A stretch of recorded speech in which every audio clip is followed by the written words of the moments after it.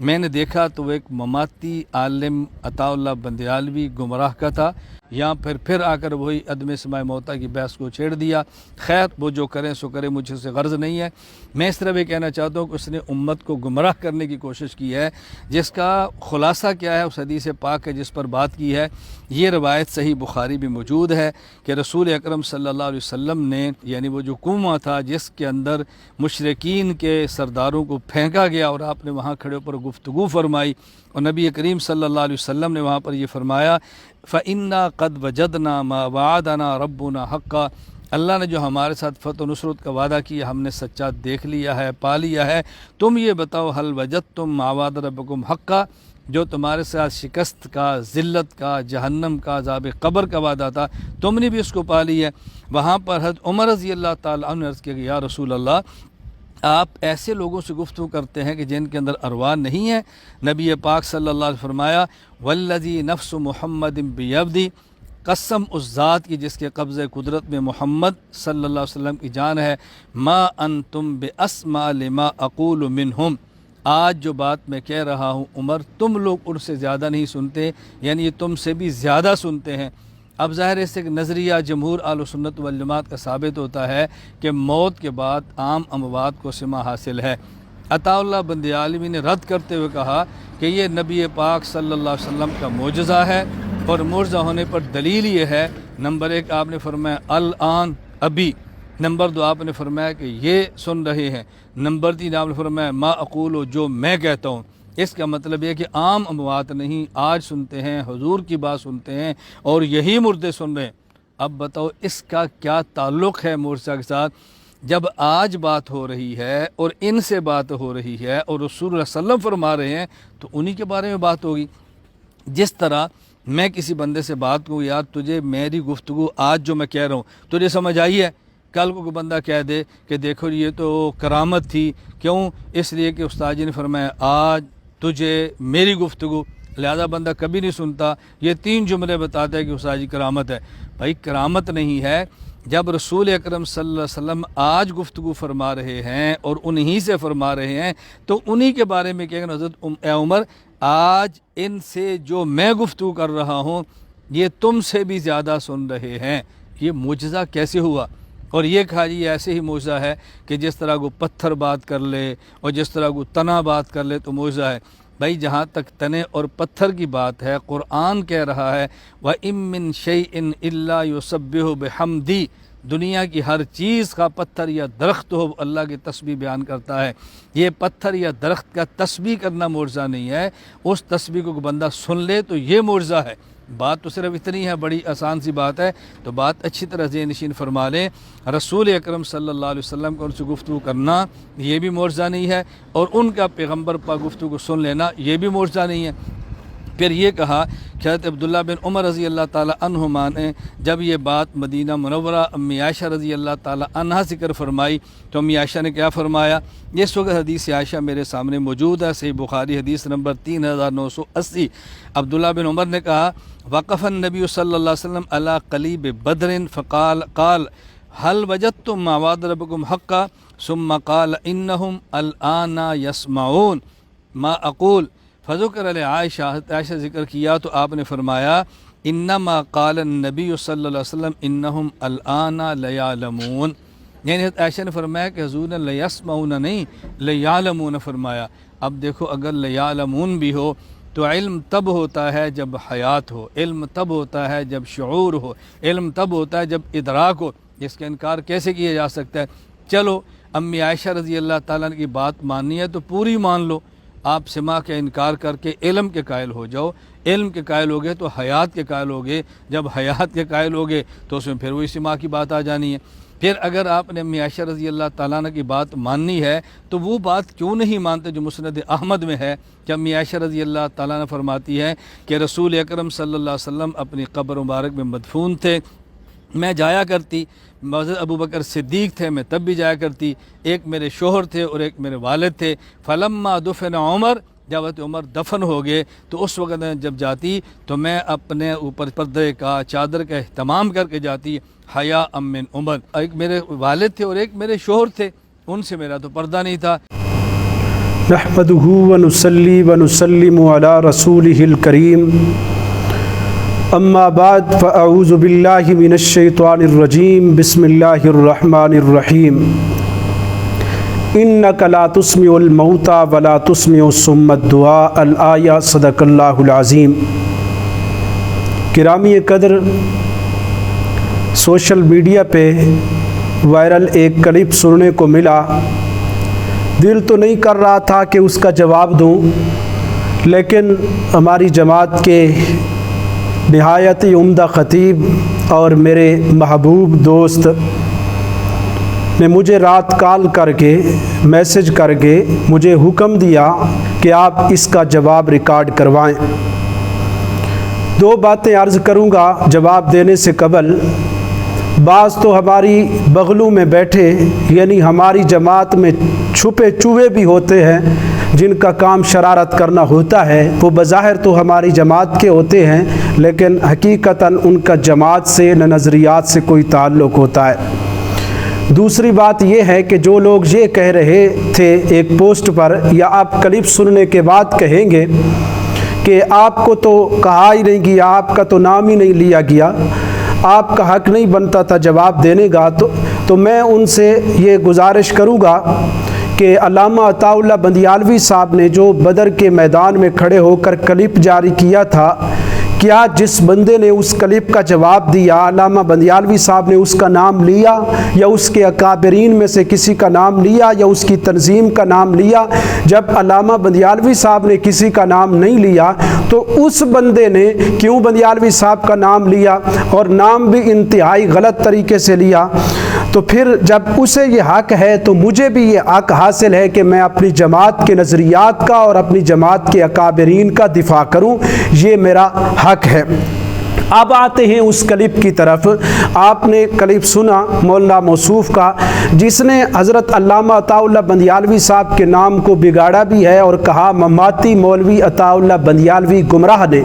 अगर आप ये कह सकते हैं, हालांकि मेरा मिजाज तो यकीनन आप लोग जानते हैं जो मुझसे वाकिफ़ हैं, मैं एतदाल वाला मिजाज रखता हूँ, लेकिन आप अपनी ज़ुबान में समझते हैं तो आपको अपनी ज़ुबान में मैं भी यह कह सकता हूँ मौलवी इलियास घुम्मन व हयाती फरारी एंड कंपनी।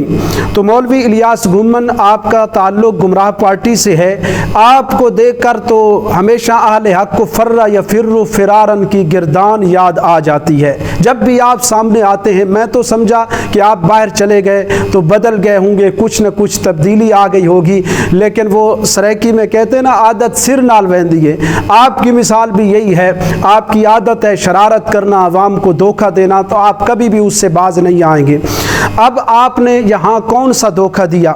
हज़रत अल्लामा अताउल्लाह बंदियालवी साहब ने करीब बदर वाली जो रिवायत बुखारी शरीफ में कई मकामात पर मौजूद है, उस पर कुछ मुख्तसर गुफ्तगू करते हुए फरमाया ये नबी का मोजज़ा है।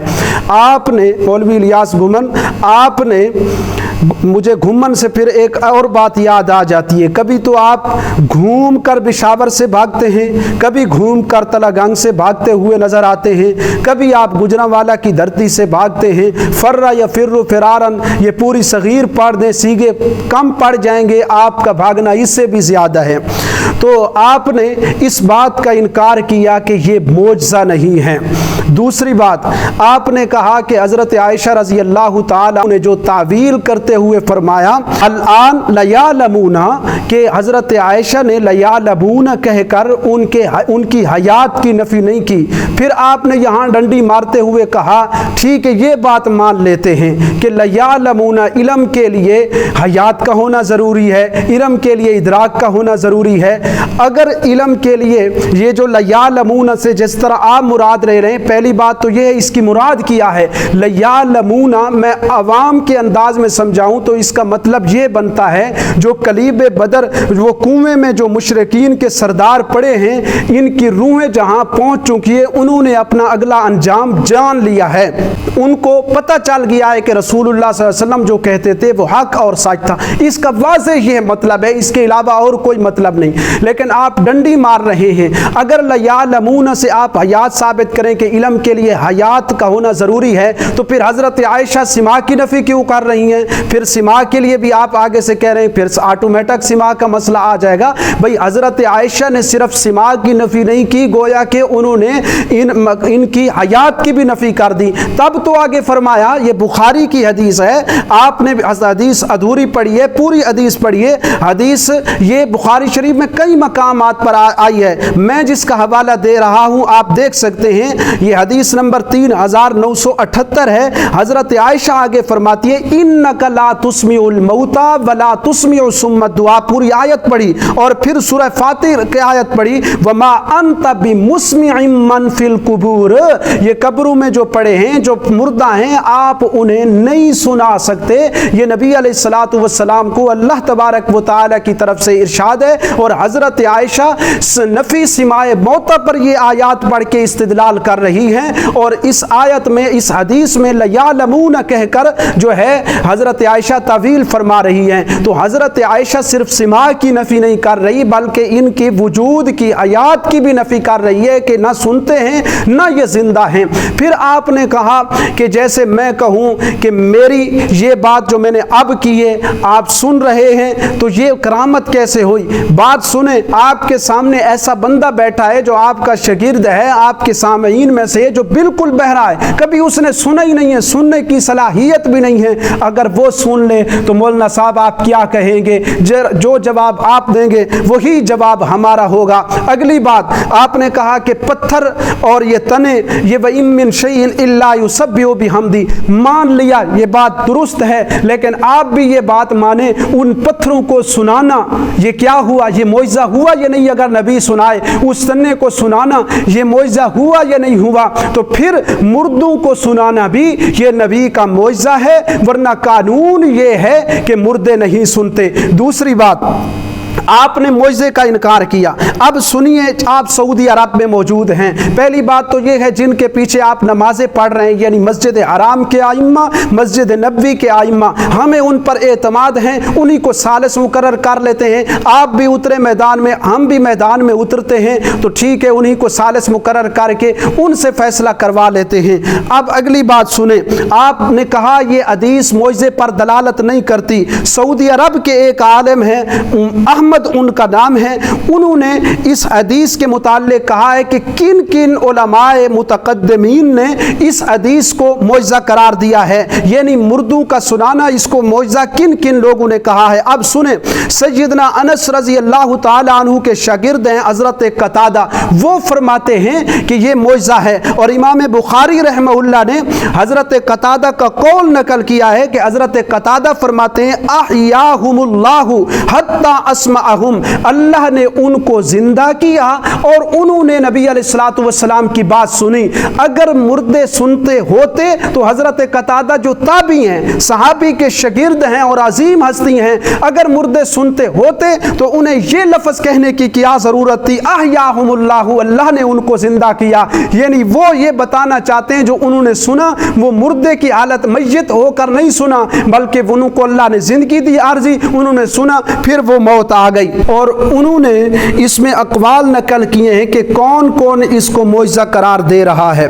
تو وہ فرماتے ہیں سیدنا انس رضی اللہ تعالی عنہ کے شاگرد جناب قتادہ، حضرت انس کے شاگرد جناب قتادہ، اور اسی طرح علامہ ابن عطیہ، علامہ ابن جوزی، علامہ ابن قدامہ، علامہ سہیلی، اور اسی طرح والقاضی ابو یعلا۔